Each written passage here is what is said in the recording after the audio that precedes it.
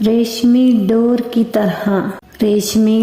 کی طرح ہاتھ سے پھسلتا ہوا یہ سال بھی جا رہا ہے۔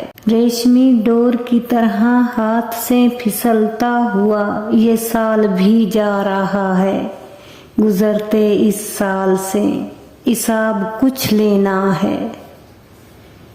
زخم جو دیے ہیں اس نے ان کا مرہم پوچھنا ہے، اور پوچھنا ہے جو کھو دیا اسے پائیں کہاں، یادوں کو ساری دفنائیں کہاں، آگاہی اپنی سلائیں کہاں۔ یا یوں کر لیں روٹھا پچھلا سال بھلا کر آنے والے سال سے دوستی کر لیں۔ ہمیشہ ساتھ رہنے کی بات کرتا تھا، ہمیشہ ساتھ رہنے کی بات کرتا تھا، وہ جس کو خبر نہیں اب میری۔ آج اتنا تنہا محسوس کیا خود کو، جیسے لوگ دفنا کر چلے گئے ہوں۔